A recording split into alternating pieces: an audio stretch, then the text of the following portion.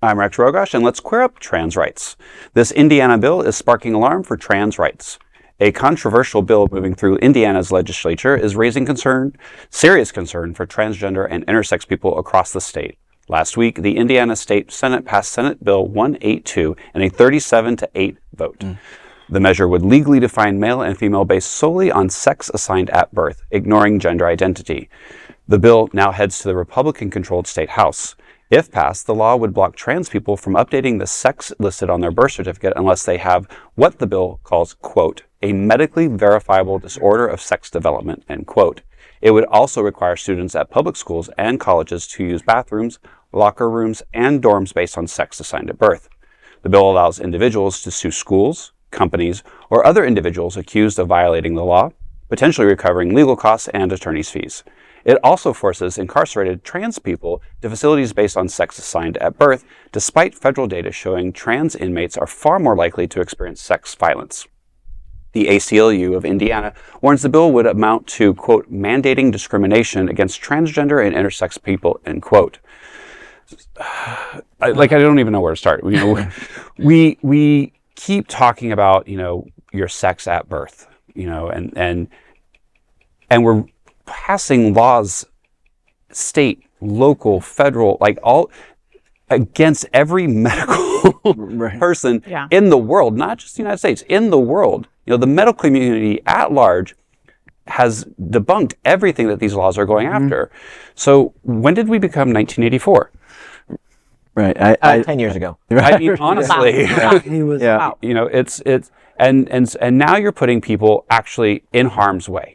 Right. And I don't especially the incarceration element really concerns and scares me, because these are people who are already marginalized, already defenseless. It's like already put in a bad situation. And you don't not even get into why they might even be there, because there could be all numbers of reasons why people end up in incarceration and don't necessarily, even if they're traveling through a system and they're not protected. They're just not protected. And to put in that kind of a situation is incomprehensible to me. Look, I know trans men that are taller, bigger, broader, have more hair on their face than I do.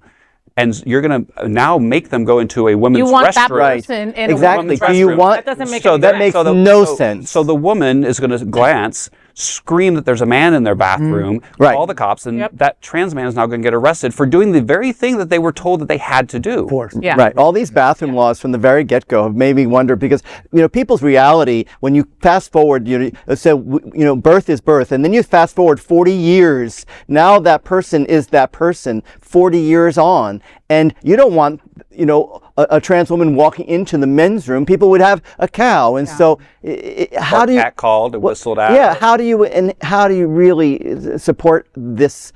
To me, it's an insane mentality of thinking that we can't just allow people to be who they are. I mean, based upon how they present, what their reality is. People have been using the bathroom forever. Exactly. Okay. Right. We've never had an issue. This isn't about and the if they bathroom. follow these laws, it's going to spark an outrage for people who don't understand that why that person is walking into that. And the language used is repugnant. Yes. Quote, a medically verifiable disorder of sex development, unquote.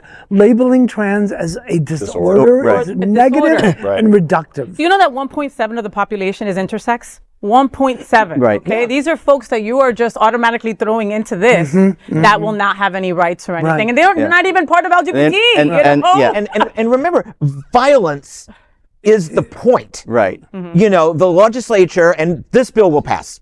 I'm from Indiana. I still follow the politics a little bit.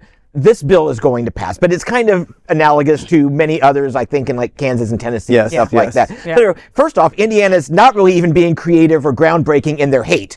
This is a thing. But then they're going to put trans people in the wrong jails. And look, trans people commit crimes. We all commit crimes, every demographic. But the point is that the state is now going to allow the inmates to enforce prison justice. So the state hands will be clean, but the blood will be on the hands of their fellow inmates. It's repugnant, it's disgusting, but it's not new. It's not. And it's just another way to erase our trans siblings and intersex folks as well, and just daring them to survive any way they can. But it's hard enough. Yeah, You it is hard enough. I might commit a crime if I was trying to save my life. And I don't understand why we have to be in that business. Like, why are we in all those elements of people's business? I mean, people have the right, in my opinion, to be... It's the guise of public safety, unfortunately. And the law is for public safety.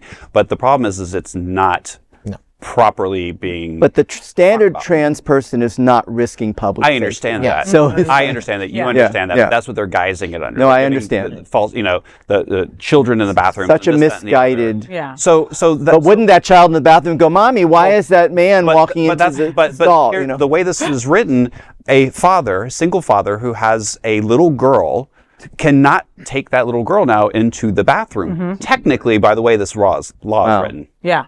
And same with a single mother who has a boy who needs to go to the bathroom.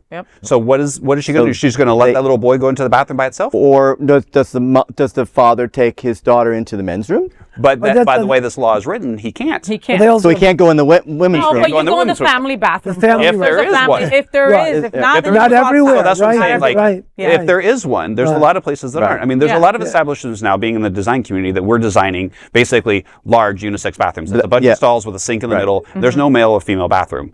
And we're going to get to that, in the design community. I travel to Europe all the time, and I go into these countries where men and women are walking into a corridor of stalls, and it is the toilet. It's like there is no men's room, women's room. It just says toilet. It just says toilet.